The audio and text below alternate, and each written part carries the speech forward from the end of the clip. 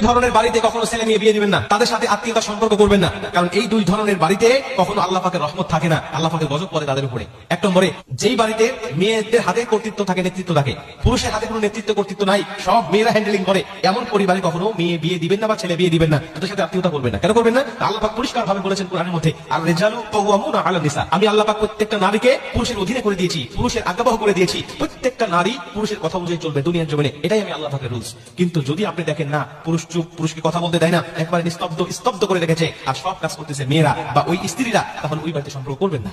কারণ ওই মেয়ে যদি আপনার ঘরে আসে, তাহলে দেখবেন যে আপনার মুখটা বন্ধ করে দিবে, আপনার কোনো নেতৃত্ব কর্তৃত্ব থাকবে না। দেখবেন অনেক জায়গায় মেয়ে দেখতে গেলে বা ছেলে দেখতে গেলে ওই বাড়িতে দেখবেন যে পুরুষ চুপ করে থাকে, পুরুষের কোনো কথাই নেই, সব মেয়ের আগে কথা বলছে, তার মানে বুঝবেন যে ওই বাড়িতে সমস্যা আছে। আপনি খোঁজ খবর রাখবেন যে আসলে সেটা মাতৃ প্রধান পরিবার নাকি পিতৃ প্রধান পরিবার, ওই বাড়িতে আসলে কাদের কথা অনুযায়ী চলে, পুরুষের কোনো ভ্যালু আছে নাকি সব ভ্যালু মেয়েদের উপরে, আপনি একটু যাচাই বাছাই করে তারপরে আত্মীয়তা সম্পর্ক রাখবেন। এবং দুই নম্বরে, যেই পরিবারে মেয়েদের কোনো সম্মানই দেওয়া হয় না,